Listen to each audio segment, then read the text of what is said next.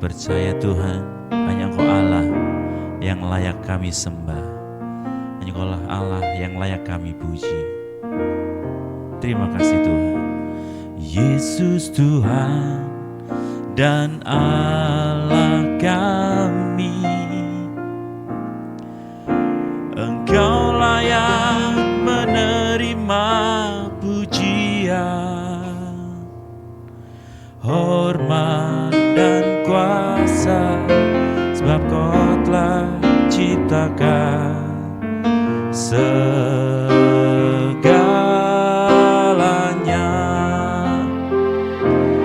Oleh karena kehendak-Mu,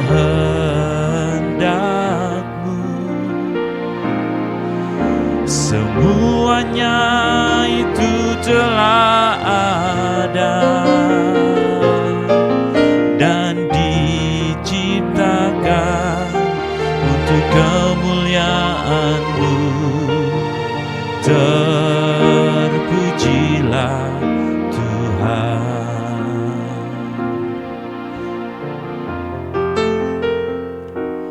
Yesus Tuhan dan Allah kami, Engkau layak menerima pujian,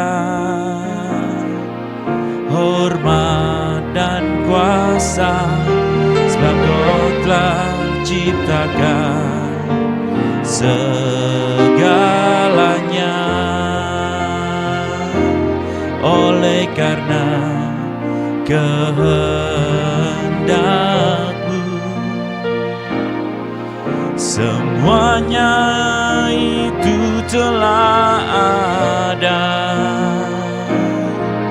dan diciptakan untuk kemuliaan-Mu. Terpujilah Tuhan. Hosana, terpujilah Tuhan, terpujilah Tuhan Yesus. Hosana, terpujilah Tuhan, terpujilah Tuhan Yesus. Hanya Kau yang layak kami sembah Tuhan. Yesus Tuhan dan Allah kami, Engkau layak menerima pujian, hormat dan kuasa, sebab Kau telah ciptakan segalanya.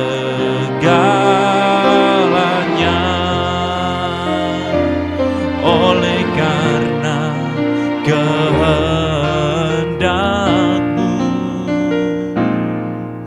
semuanya itu telah ada dan diciptakan untuk kemuliaan-Mu. Terpujilah Tuhan. Hosana, terpujilah Tuhan, terpujilah Tuhan Yesus. Hosana,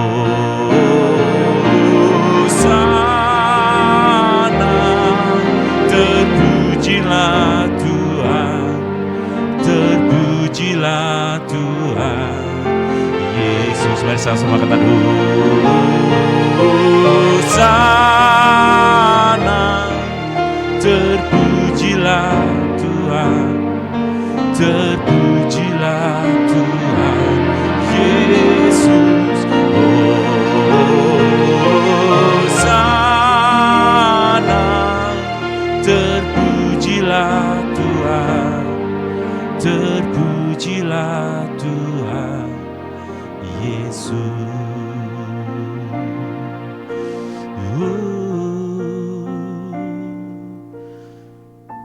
Terima kasih Tuhan untuk pagi hari ini Tuhan. Bila sebentar kami mau mendengarkan firman-Mu Tuhan, layakkan setiap kami, mampukan setiap kami Tuhan untuk menerima firman-Mu dengan segenap hati kami Tuhan. Terima kasih Bapa, di dalam nama-Mu Tuhan Yesus kami sudah berdoa dan mengucap syukur. Haleluya. Amin. Shalom Bapak Ibu dan Saudara-saudari, kita berjumpa kembali di dalam perenungan intim dengan Allah. Bapak Ibu dan Saudara-saudari, pembacaan firman Tuhan dan renungan pada hari ini berjudul Hikmat dalam Hadirat Allah. Firman Tuhan yang akan kita pelajari bersama pada hari ini terdapat pada 1 Raja-Raja 9, 2 Tawarik 8, dan dengan perhatian khusus pada 1 Raja-Raja 9, ayatnya yang pertama sampai dengan ayatnya yang ke-9.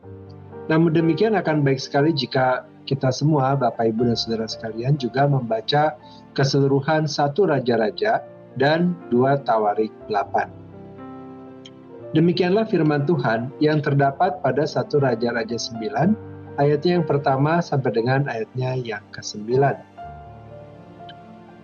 Tuhan menampakkan diri kepada Salomo untuk kedua kalinya. Ketika Salomo selesai mendirikan rumah Tuhan dan istana raja dan membuat segala yang diinginkannya, maka Tuhan menampakkan diri kepada Salomo untuk kedua kalinya, seperti ia sudah menampakkan diri kepadanya di Gibeon. Firman Tuhan kepadanya, "Telah kudengar doa dan permohonanmu yang kau sampaikan ke hadapanku. Aku telah menguduskan rumah yang kau dirikan ini untuk membuat namaku tinggal di situ sampai selama-lamanya. Maka mataku dan hatiku akan ada di situ sepanjang masa.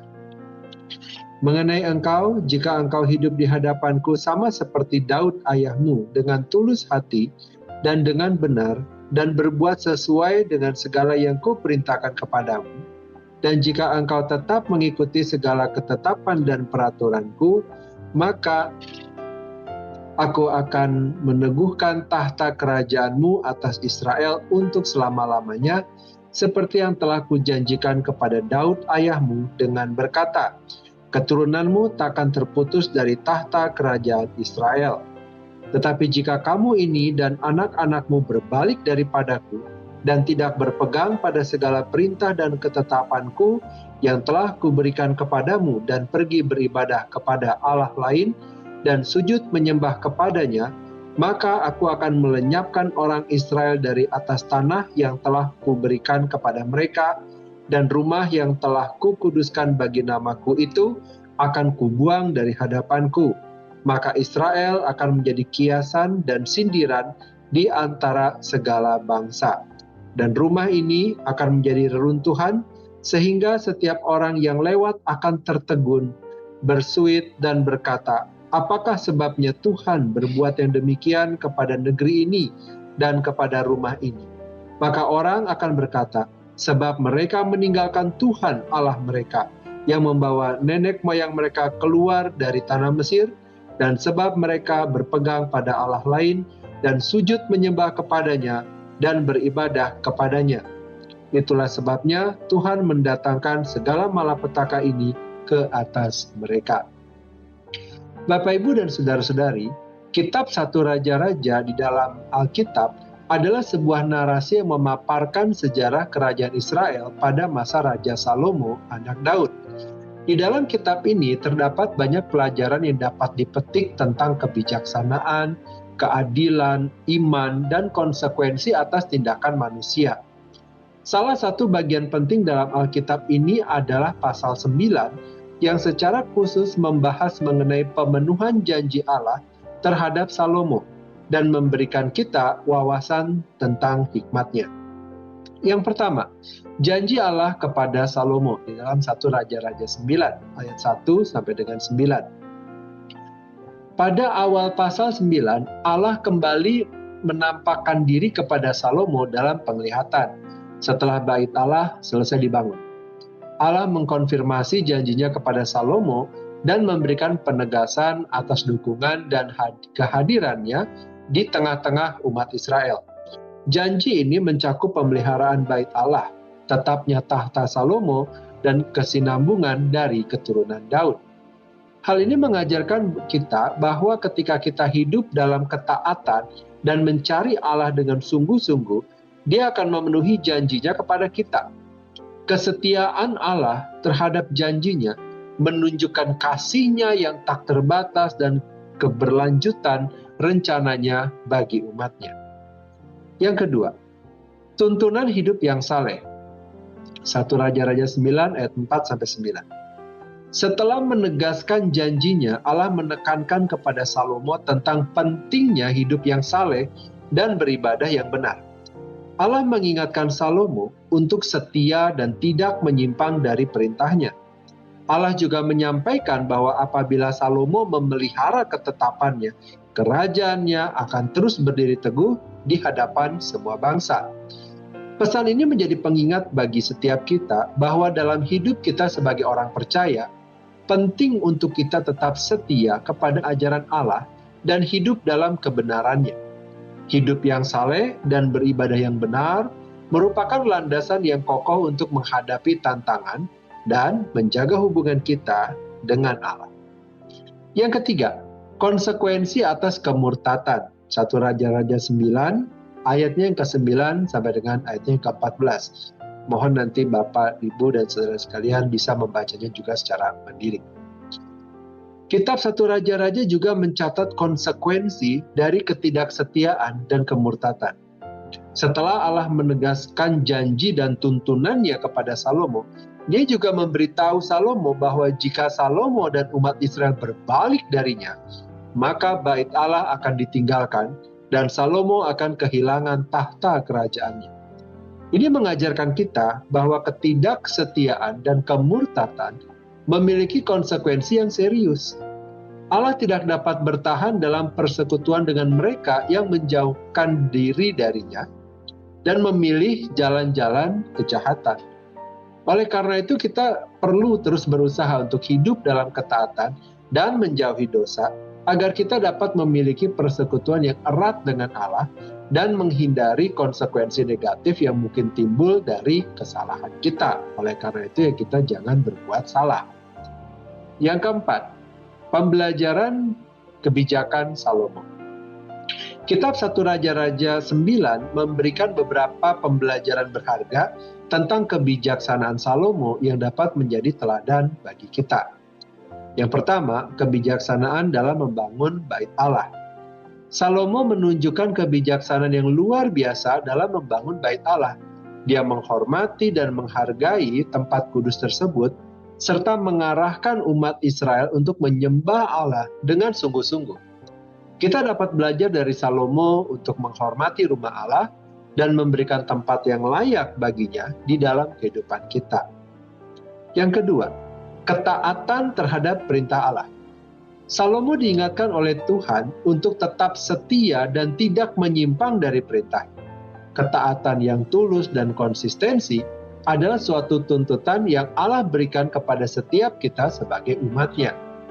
Kebijaksanaan Salomo terletak pada kesediaannya untuk hidup sesuai dengan kehendak Allah dan menghargainya sebagai Raja yang Maha Tinggi. Yang ketiga, kesadaran akan konsekuensi tindakan. Salomo diberitahu tentang konsekuensi dari kemurtatan dan ketidaksetiaan. Ia memahami bahwa pelanggaran terhadap perintah Allah akan berdampak negatif pada tahta dan kerajaannya. Pembelajaran ini mengajarkan kita pentingnya kesadaran dan konsekuensi dari setiap tindakan yang kita ambil. Kita harus mempertimbangkan dengan bijaksana bagaimana pilihan-pilihan kita akan mempengaruhi hubungan kita dengan Allah dan hubungan kita dengan orang lain. Yang keempat, kerendahan hati dalam mengakui kebesaran Allah. Salomo menyadari bahwa bait Allah yang besar yang ia bangun hanyalah tempat tinggal fisik yang terbatas dan tidak akan dapat layak bagi Allah yang Maha Tinggi. Ia mengakui bahwa Allah tidak dapat terikat oleh tempat tersebut, tetapi melebihi segala sesuatu. Hikmat Salomo mengajarkan kita untuk tetap rendah hati di hadapan Allah dan mengakui bahwa segala yang kita miliki berasal daripadanya. Hikmat yang dimiliki oleh Salomo didapatkan dalam hadirat Allah. Bapak, Ibu, dan saudara-saudari, kitab 1 Raja-Raja 9 memberikan banyak pelajaran berharga tentang kebijaksanaan Salomo dan konsekuensi tindakan manusia. Dalam hubungan dengan Allah, kita perlu memahami pentingnya ketaatan, kesadaran akan konsekuensi, dan kerendahan hati dalam menghadapi kebesarannya. Melalui pembelajaran ini, kiranya kita dapat bertumbuh dalam hikmat yang benar, dalam hadirat Allah, dan memperdalam hubungan kita dengan Allah dalam setiap aspek kehidupan kita. Mari kita berdoa. Bapa yang baik, kami bersyukur untuk firman Tuhan dan renungan yang telah kami dengar pada hari ini. Kami belajar bahwa hikmat yang sejati hanya ada dalam Allah. Firman Tuhan yang kami baca dan dengarkan pada hari ini juga merupakan pengingat bagi kami bahwa dalam hidup kami sebagai orang percaya adalah penting untuk tetap setia kepada Allah dan hidup dalam kebenaran Tuhan. Kami belajar bahwa hidup yang saleh dan beribadah yang benar merupakan landasan yang kokoh untuk menghadapi tantangan dan dalam juga menjaga hubungan kami dengan Allah. Pimpinlah kami ya Roh Kudus untuk kami dapat hidup seturut dengan kehendak Allah. Terima kasih Tuhan untuk anugerah yang diberikan kepada setiap kami dan keluarga kami. Terima kasih Tuhan untuk penyertaan Tuhan yang tidak akan pernah berakhir di dalam hidup kami. Kini kami berdoa dan memohonkan kepadamu ya Tuhan, kiranya damai sejahtera dari Allah Bapa, cinta kasih dari Tuhan Yesus, serta persekutuan dengan Allah Roh Kudus menyertai kami, sampai kedatangan Tuhan yang kedua kali. Terima kasih Bapa, di dalam nama Tuhan Yesus kami berdoa. Amin. Demikianlah pembacaan firman Tuhan dan renungan pada hari ini. Sampai bertemu kembali di dalam pembacaan firman Tuhan dan renungan berikutnya. Tuhan Yesus memberkati.